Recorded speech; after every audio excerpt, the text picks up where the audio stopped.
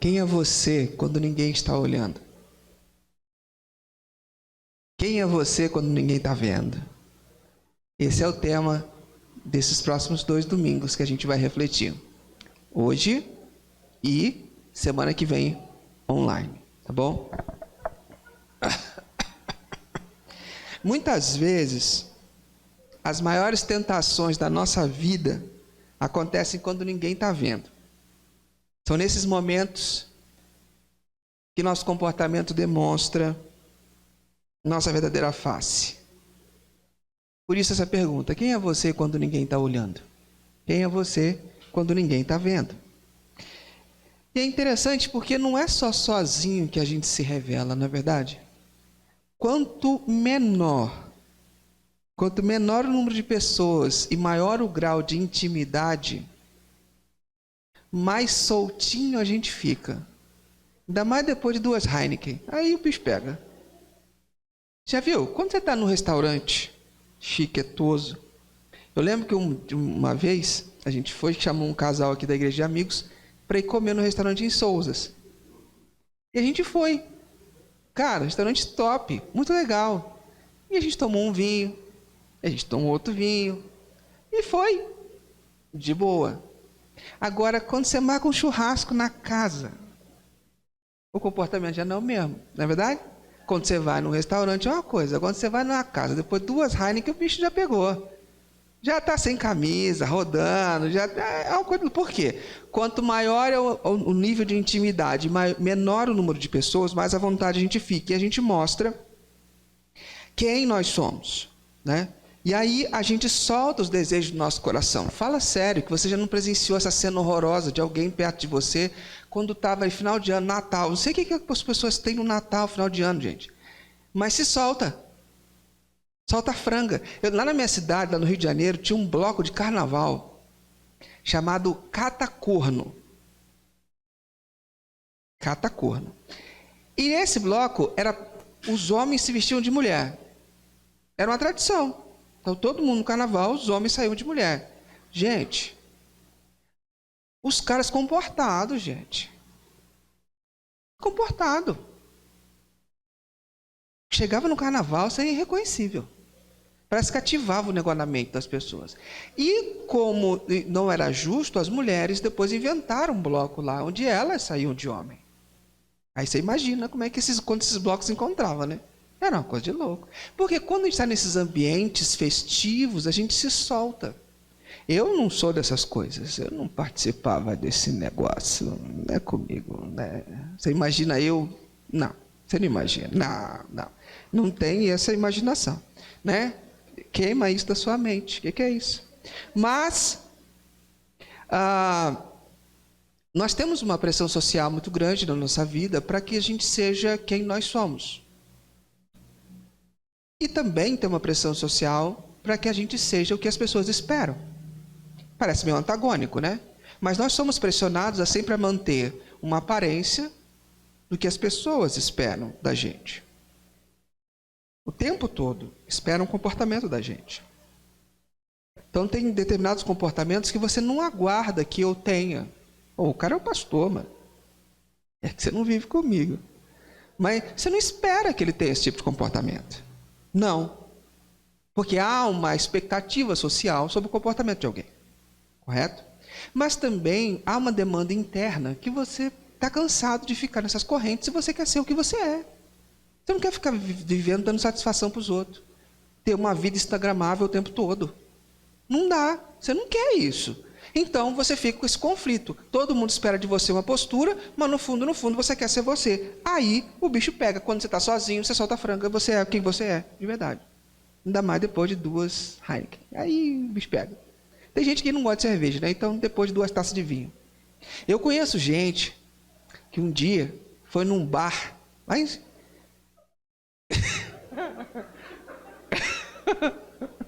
foi num bar, eu não posso falar o nome da pessoa, não vou ser discreto, mas foi num bar da praia, parece, o nome do bar. Gente, a pessoa chegou, o bar lotado, é bonito, né? Chegou animada, já pediu um vinho, E mandou para dentro, não tinha comido nada. E ficou empolgado no vinho. E a comida não chegava. Depois de um tempo, a pessoa já estava descalça, andando no salão, dançando, rodando a baiana dentro do bar. O marido teve que catar e botar na coleira. Porque quando vem essa explosão de dentro da gente para colocar para fora o que nós somos, dá esse conflito. E aí não é uma questão de quem ninguém está olhando, é uma questão que você não dá conta, você não quer saber quem está te vendo. Então a questão nossa é o seguinte: há um momento da nossa vida em que nós somos colocados à prova e que tudo que está dentro da gente explode e vem para fora. Certo? É isso que eu quero conversar com você hoje. Então a gente tem a pressão social de atender o que as pessoas querem que a gente seja, e tem a demanda reprimida por ser quem realmente somos. O William Hersey Davis, ele tem não sei como é que eu chamo isso, Dani, fala para mim, um pensamento, são várias frasezinhas, é um pensamento dele, e que quando eu ouvi a primeira vez, eu guardei isso. Eu queria que você guardasse isso também, que tem a ver com essa mensagem. Ele fala assim, olha: as circunstâncias entre as quais você vive determinam a sua reputação. A verdade em que você acredita determina o seu caráter. A reputação é o que acham que você é. O caráter é o que você realmente é. A reputação é o que você tem quando chega a uma comunidade nova. O caráter é o que você tem quando vai embora. E aí você pode colocar numa empresa, numa vizinhança, mesma coisa. Reputação é feita em um momento. Caráter é construído ao longo da vida. A reputação torna você rico ou pobre. O caráter torna você feliz ou infeliz. A reputação é o que os homens dizem de você junto à sepultura. E caráter é o que os anjos dizem de você diante de Deus. Então nossa mensagem tem um pouco a ver sobre isso. Quem é você quando ninguém está olhando? E para isso nós vamos usar para a gente refletir, nós vamos usar um personagem, uma história de um personagem. E esse personagem é um cara chamado José, ok?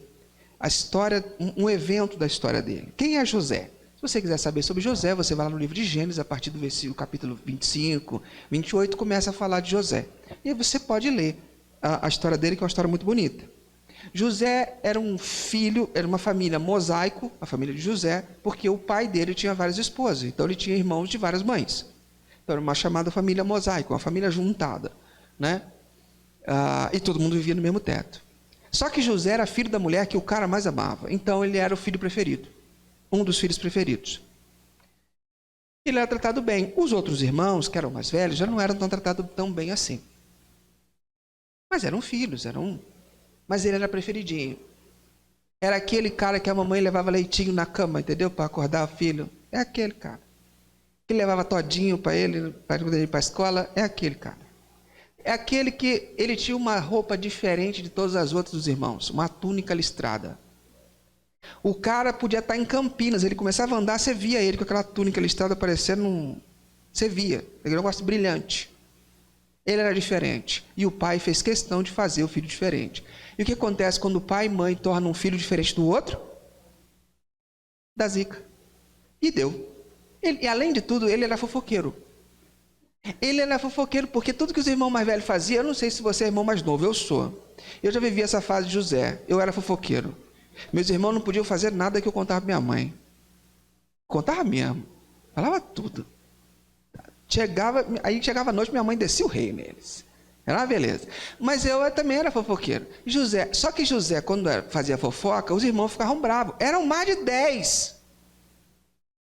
Manja? Eram 12. José tinha uns 10 contra ele. O que aconteceu? Irmãos amados, maravilhosos, bem-humorados, criativos, falaram: está vindo lá um fofoqueiro. Vamos fazer um negócio? Vamos vender ele? Gente, você imagina o Mateus chegando para mãe: vamos vender o Levi? Gente, não tem noção de uma coisa dessa? E os caras tramaram, vão vender ele. Aí o que eles armaram? Pegaram, jogaram ele numa cova. Jogaram ele numa cova, fez um buraco lá, ele caiu, jogaram, pegaram ele, arrepiaram e jogaram numa cova. Ele na cova, ele orando a tudo quanto é coisa da vida. E o irmão mais velho dele, o Rubem, falou assim: cara, deixa esse moleque à noite, eu vou resgatar ele, porque o bicho vai pegar quando o pai souber. Não vai dar certo. Não vai dar certo. Você imagina se essa moda pega entre irmãos, gente, vender os outros. Você tem noção? A Bíblia é cruel. Ela mostra o pior do ser humano. Ninguém estava olhando os caras. E os caras foram, vamos botar ele na cova. De noite, quando todo mundo deu uma pestanejada, o Rubem dormiu, a galera falou assim: ó, tô achando que o Rubem está querendo livrar ele. Vamos livrar? Não, vamos fazer o seguinte: vamos pegar ele, vamos vender, vamos pegar a roupa dele, vamos manchar com sangue de bode, e vamos entregar para o pai e falar para o pai que ele morreu, que um bicho atacou ele. E a gente vende ele para o Egito, vende ele como escravo. Gente, olha o tamanho da maldade dos caras, gente. Tem tamanho da gravidade disso?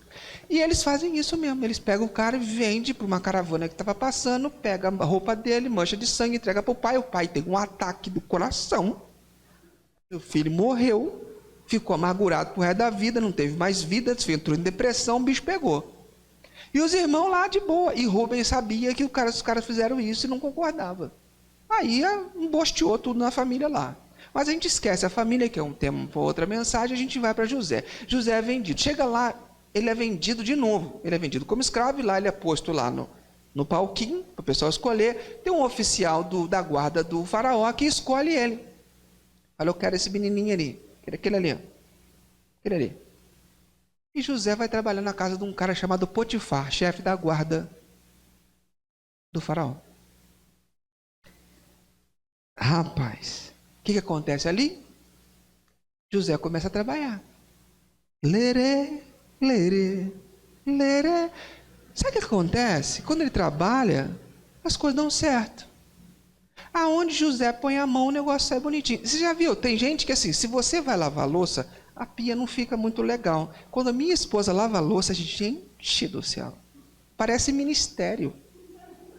A pia parece que foi construída naquele momento, naquele ambiente. É por isso que eu não lavo louça, entendeu?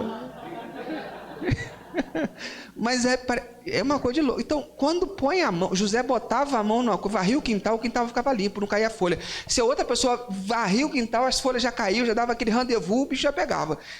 Aonde José botava a mão, a coisa dava certo. Aonde José começava a fazer, Potifar deu problema na internet de Potifar. José ia lá, mexendo os cabos, a internet rodava lisa. A conta da internet da Vivo de Potifar estava cara. José ligava lá, conseguia um desconto. Tudo que José fazia dava certo. E Potifar começou a olhar e falou assim: a casa do cara começou a ficar abençoada. Deus começou a abençoar a casa do Potifar. E ele fica abismado e fala assim: meu irmão, o time que está ganhando não se mexe. Bota tudo na conta desse rapaz, deixa ele cuidar de tudo. Ele vai cuidar de geral. E ele se torna ajudante de confiança de Potifar, cuidar de tudo da casa dele. E Potifar teve uma conversa com ele e falou assim: o negócio é o seguinte, José, estou vendo aqui que tu é bom no que faz, vou te dar uma vida boa. Você pode mexer em tudo na minha casa, está tudo na tua mão. Só uma coisa você não mexe: na minha esposa. Beleza? O resto está tudo sob seu comando. Na minha esposa você não toca. O resto é resto. José falou: fechou. Fechou? Está fechado. É nóis. E José começa a comandar o negócio. Começa a comandar a parada. Deus abençoa a casa do egípcio por causa de José. E ele fica no comando de tudo. Só que chegou um momento em que José estava trabalhando, serelepe pimpão, alegremente. E de repente a esposa de Faraó põe a butuca em José. A esposa do Potifar. Olhou para José. E aí o texto diz assim, aí eu vou pedir a sua ajuda. Não vou pedir sua ajuda não, porque você não vai conseguir enxergar. Eu vou tentar ler.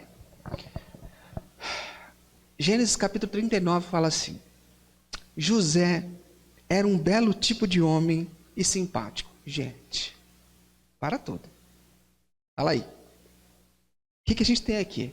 A gente tem um cara aqui reconhecido, era um cara bonito, poderoso, de barba feita e ainda simpático. Gente, bota aliança no dedo. O cara é tudo de bom. Eu imagino José, cara trabalhando, calor, Egito, No mínimo sem camisa. Aí quando eu olho para cima, para tentar imaginar José, eu imagino aquele sol batendo de lado, iluminando os cabelos dourados de José, a sua pele morena do sol, o seu abdômen trincadinho, parecendo um tanquinho, com todas as marcações de todos os músculos possíveis. Gente, a mulher se deu conta que o cara era um gato. Ela olhava para dentro de casa e via o marido. Olhava para José e via uma barriga invertida. Gente, aí a mulher começou a ficar pirada. Aí o negócio começou a pegar para o lado dele. Aí diz assim, algum tempo depois, a mulher do seu dono começou a cobiçar José. Um dia ela disse, chega, José, deita comigo, José, vamos lá para a cama. Ele recusa. E ele diz assim, escuta aqui, dona, o meu dono não precisa se preocupar com nada nessa casa, pois eu estou aqui. Ele me pôs como responsável por tudo o que tem. Nessa casa eu mando tanto quanto ele. Aqui eu posso ter o que quiser, menos a senhora, pois é a mulher dele. Sendo assim, como poderia eu fazer uma coisa tão imoral e pecar contra Deus? Você imagina a mulher, esposa do dono, olha para o cara bonitão, mas escravo, chega e fala, está no papo. E quando ela vai, ela toma essa recusa. O que a gente tem aqui? A gente tem aqui uma mulher que se apaixonou por um homem que não era seu. E porque queria um homem que não era seu. Só que ela não para por aí.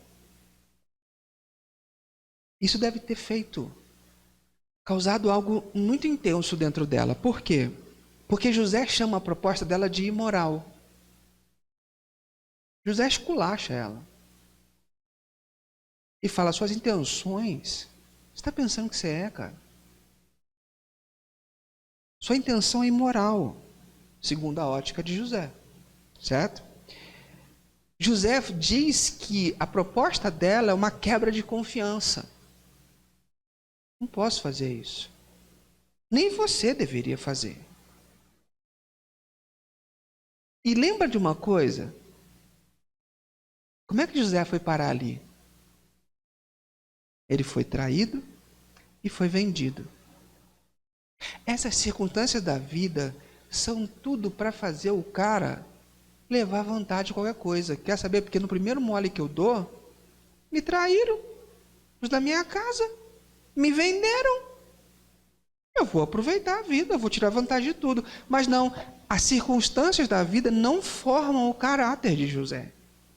E, apesar de ter tomado pancada, de ter sofrido, de ter sido vendido como escravo pelos seus próprios irmãos, ele não deforma.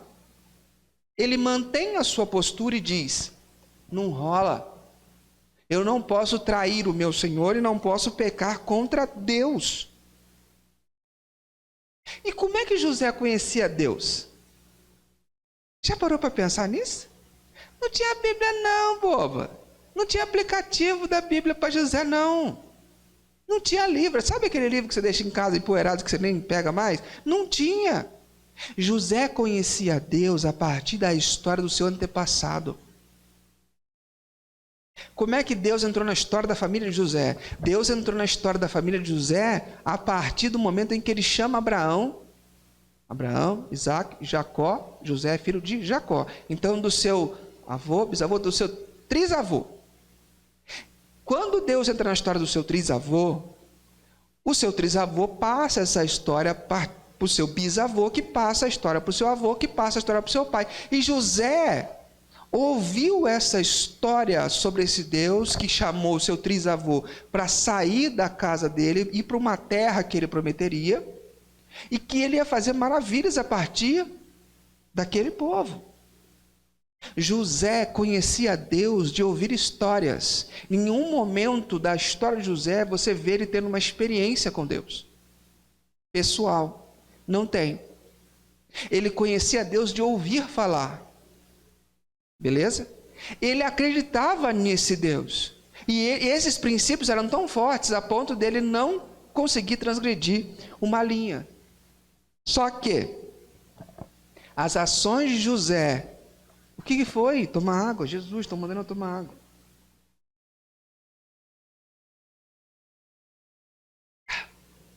As ações de José eram norteadas por quem? Por quem ele adorava. Guarda isso, beleza? As ações de José eram norteadas por quem ele adorava. Quem é você quando ninguém está olhando? Quem norteia as suas ações? Mesmo quando ninguém está olhando, Deus está vendo, certo? Só que essa mulher, ela não desistiu. Ela não desistiu. E aí o texto continua no versículo 10, fala assim: todos os dias ela insistia que ele fosse para a cama com ela. Mas José não concordava e também evitava ficar perto dela. Quando você tem uma tentação nessa área, meninos e meninas, se você tem uma tentação na área sexual, a única alternativa que você tem é correr. Não adianta você ficar e falar, eu dou conta. Não adianta você ficar e falar assim, não, isso não me afeta. Lembra de José. José evitava ficar perto dela. Mas um dia, como de costume, ele entrou na casa para fazer o seu trabalho. E nenhum empregado estava ali. Ninguém estava olhando. Então, ela o agarrou pela capa e disse, venha, vamos para a cama. Mas ele escapou, correu para fora, deixando a capa nas mãos dela. Quando notou que ao fugir ele havia deixado a capa nas mãos, a mulher fez um escarcéu, gritou, chamou os empregados, inventou uma mentirada danada e botou José na berlinda. O que esse texto está me dizendo? Tentativas diárias dessa mulher. Ela tentava diariamente conseguir o que ela queria. E ela tinha recusas diárias. O que acontece com uma mulher que é recusada diariamente? Que é rejeitada diariamente? A maioria daqui do auditório é mulher. Essa mulher se enfureceu, gente. Mas ela ficou muito brava. Nós temos aqui uma mulher que se sentiu rejeitada. A Bíblia não fala muito sobre essa mulher, nem sobre o seu passado. Não fala se é a primeira vez que ela tentava aliciar um jovem funcionário da casa ou se ela já tinha essa prática. Não fala isso. Será que seria a primeira vez? Eu não sei. O que eu sei é que as ações dessa mulher eram norteadas pelo quê? Por quem ela adorava. Se as ações de José eram norteadas por quem ele adorava, as ações dela também eram norteadas por quem ela adorava. E quem ela adorava? José disse que não podia pecar contra Deus. Então José adorava a Deus. E ela? Quem ela adorava? Quem era o centro da vida dela? A si próprio. Ela adorava os seus desejos. Ela adorava as suas vontades. O centro da vida dela era ela mesma. O amor, o desejo, o querer para ela justificavam a atitude. E para muitos de nós também. Quando nós queremos, quando nós estamos apertados, queremos forçar o orçamento para comprar alguma coisa. E nós não conseguimos esperar. O que a gente faz? A gente força a barra. Por quê? Porque quem é o Senhor das minhas escolhas? O meu desejo. Quando eu sei que algo não é saudável para a minha vida, que não é bom para mim, mas eu quero, eu forço porque eu acho que eu tenho direito, quem é o Senhor da minha vida? O meu desejo. O centro da vida dela era ela mesma. Então, para ela, tudo era justificável. A rejeição, a recusa e a privação são uma afronta. Eu tenho o direito Eu posso ser, já viu? Eu tenho o direito de ser feliz. Eu posso ser, eu preciso ser, eu preciso ter. Por quê? Porque você se mede por você mesmo. E se você se mede por você mesmo, você vai em busca de qualquer coisa, independente se isso está fazendo mal para sua família, independente se seu marido está de desacordo, independente se os seus filhos não concordam, independente do que aconteça, você vai. Por quê? Porque você é senhora do seu destino. Porque você é senhor do seu destino. Porque você merece ser feliz. E para ser feliz vale tudo. Vale até você ser incoerente. Vale você afundar o seu casamento por causa de um sonho besta. Vale. Por quê? Porque eu sou senhor de mim mesmo. Porque se eu quero, eu posso, eu vou lá e conquisto. E aí depois, quando dá errado, põe a culpa em Deus. Nem toda porta que se abre é para você entrar. Nem toda oportunidade que tem é para você aproveitar. É para você raciocinar. Porque se o peixe raciocinava, nem toda comida que ele visse pela frente ele abocanhava. E por que ele é pescado? Porque ele abocanha a comida que não deveria pescar, não deveria comer. Isso quando alguém não pesca de rede, né? Aí o bicho pega, aí é pior. Mas talvez o marido dela não dava conta. E ela se achava no direito, na sua plena juventude, de ficar com aquele marido barrigudo em casa que não dá conta do recado. Eu quero ser feliz, quero aproveitar a minha juventude. E ela achava que ela tinha o direito de ir buscar relacionamento fora do seu casamento. Porque ela tinha o direito. Então, quando a gente vive, nossas ações são pautadas naquilo que em nós, você não tem limites. Você vai atrás de tudo. Porque você merece. Porque você pode.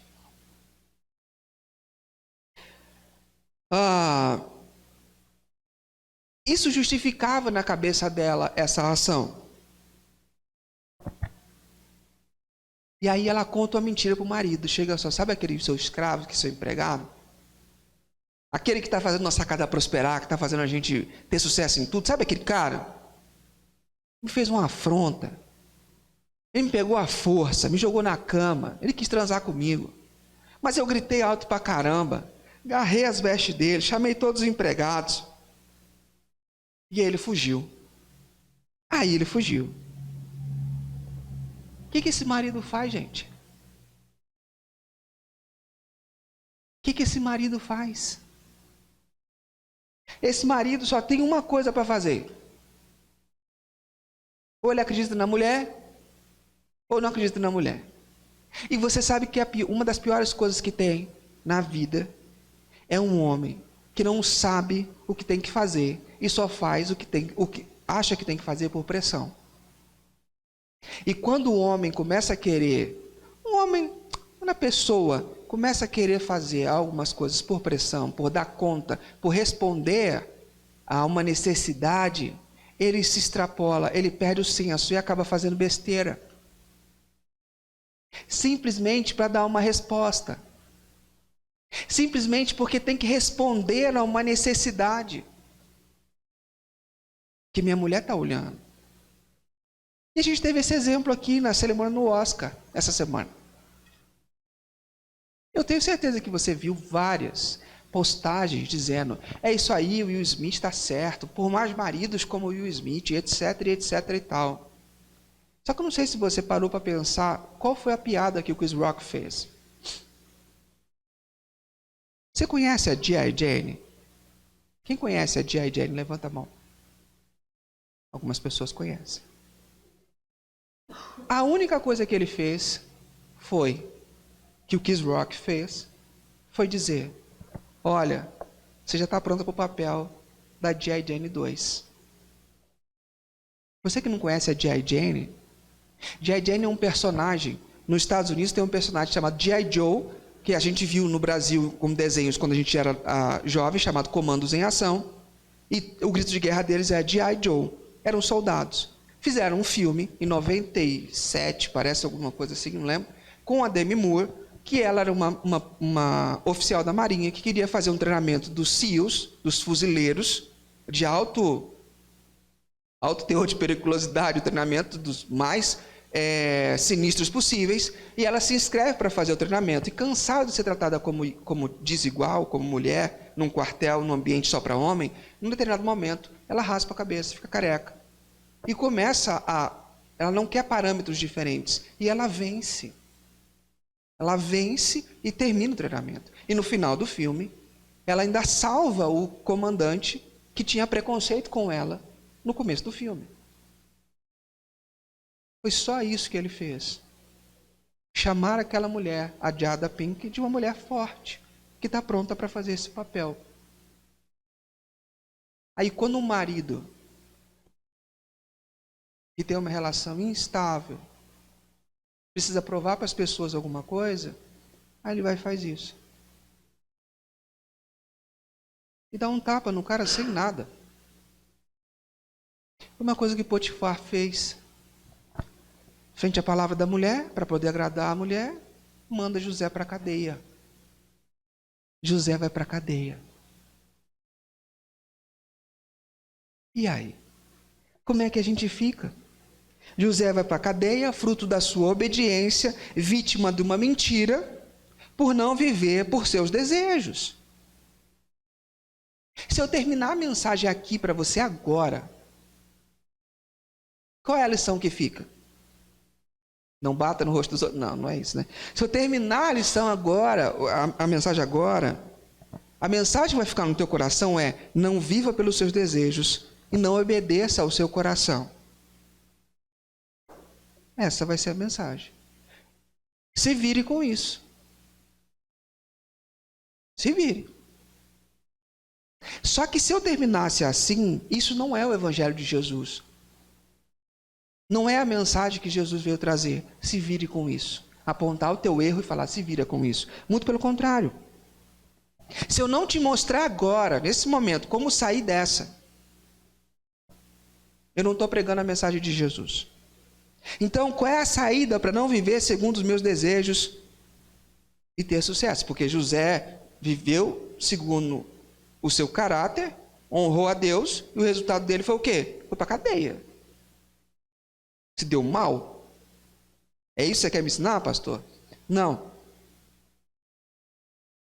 Essa ação na vida de José, de não viver pelos seus desejos e viver pelo seu caráter, por quem ele adorava, ela aponta para alguém que não viveu pelos seus desejos, mas viveu pelo amor que tinha a Deus e à humanidade. E viveu pela obediência. Ele também foi preso, também foi acusado injustamente, vítima de mentira. E ele não só foi para a cadeia, mas ele pagou com a vida. E se sentiu totalmente abandonado, porque naquele momento ele diz: Deus meu, por que me desamparaste? José não sofreu essa experiência, porque em Gênesis 39, fala assim: ele agarrou José e o pôs na cadeia, onde ficavam os presos do rei. E José ficou ali, mas o Senhor estava com ele e o abençoou, de modo que ele conquistou a simpatia do carcereiro. José, quando vai para a cadeia, Deus estava com ele. Jesus, quando vai para a cruz, ele fala: Deus, por que tu me abandonou? Jesus estava se sentindo totalmente sozinho. Jesus, sim, chegou no limite do abandono, por não viver segundo os seus desejos. Porque se ele fosse viver segundo o seu coração, ele diz lá no Getsemane: se for possível, passa de mim esse cálice. Estou afim não. Mas eu quero que seja feita a tua vontade. Porque a tua vontade é mais importante. Não é possível para mim e para você vivermos controlando os nossos desejos. Você não vai conseguir. Se você for tentar fazer isso, você está fadado e fadada ao fracasso. Nós não conseguiremos. Falharemos. O que nós precisamos não é de um incentivo. Não viva como seus desejos. Não viva atendendo o seu coração, porque isso seria autoajuda. Uma mera motivação, que semana que vem você esqueceu o que eu falei aqui. E você vai estar lutando de novo, para não dar vazão ao seu desejo. Então, como é que é isso? Como é que eu vivo esse negócio? Nós precisamos de alguém que viva por nós, que lute por nós, que faça o que o que nós não conseguimos fazer. E esse alguém é Jesus. Para que a gente não viva na nossa própria dependência, ele vive em nós, nos transformando. A responsabilidade de transformação a longo prazo da nossa vida é dele, não é nossa. Se você tentar assumir essa mochila nas costas, você não vai conseguir. Você não tem força de vontade suficiente. Suas promessas de ano novo já caíram por terra todas. Fala sim ou não? Certeza. Você não tem, nem eu tenho, condição disso. Mas agora, sabe o que me choca? É que na nossa mente, a nossa mente nos direciona a nos identificarmos com José nessa história. Ah, Jesus, toma água.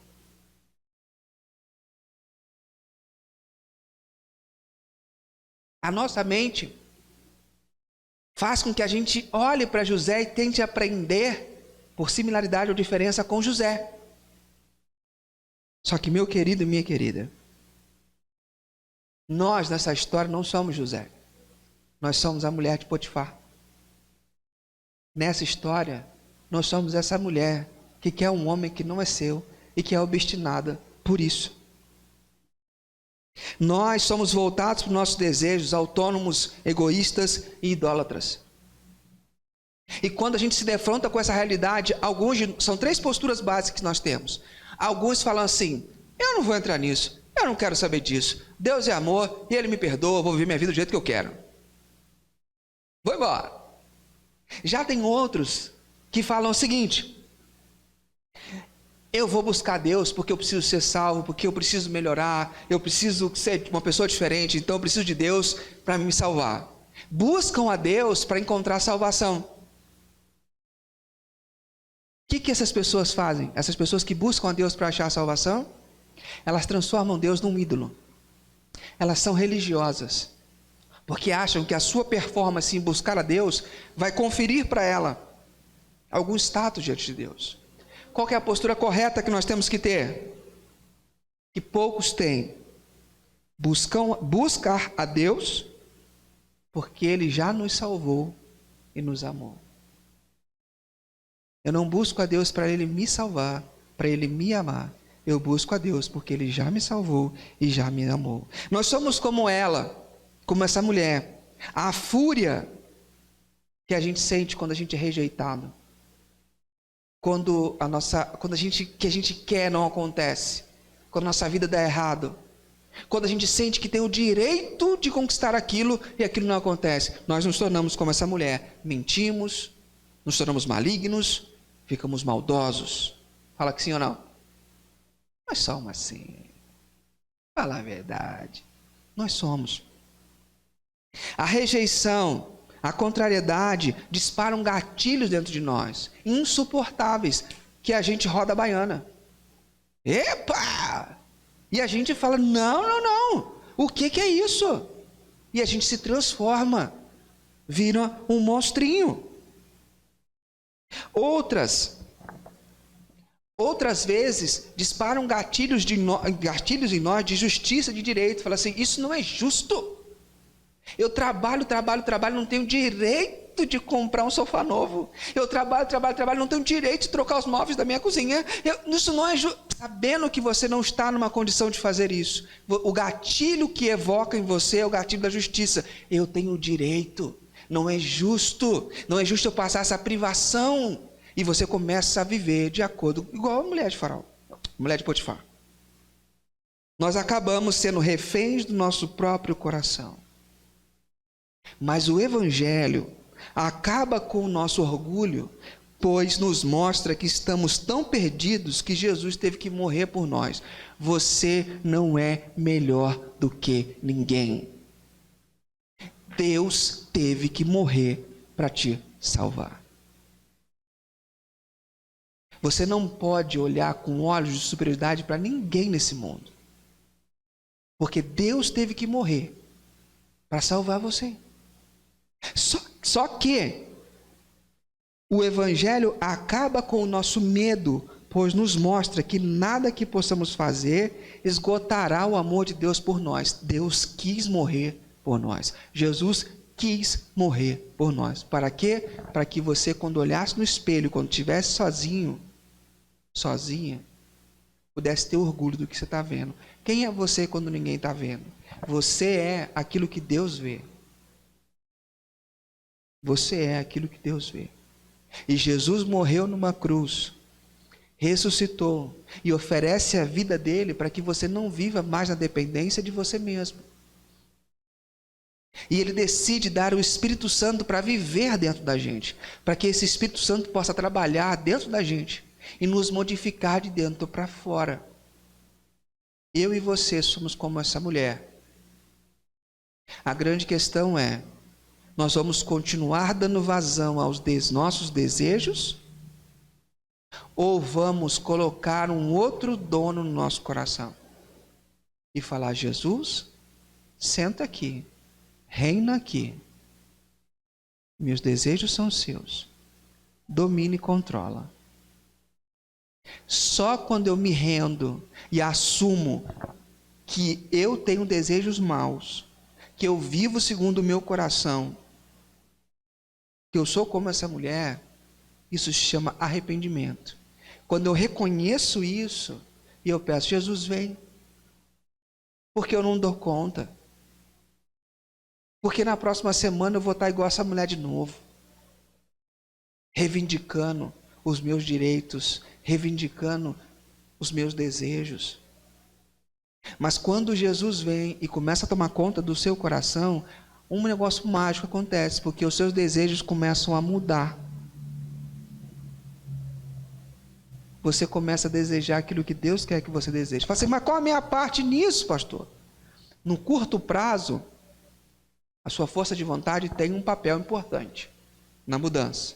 De você se policiar, tipo assim, às vezes você está com vontade de dar um tapa na cara de alguém. Você não vai esperar o Espírito Santo tirar essa raiva do teu coração. Você vai se policiar e vai falar assim: não vou dar o tapa. No longo prazo, o Espírito Santo tira essa raiva do seu coração, de querer matar as pessoas. Porque sabe, tem gente que tem vontade de matar as pessoas. Né? Isso vai saindo, porque o Espírito Santo vai fazendo esse trabalho. E isso é de graça. Eu só preciso entender qual é a minha condição. Qual é a minha condição hoje? Eu sou como a mulher de Potifar, vivendo pelos meus desejos. E não quero mais isso para a minha vida.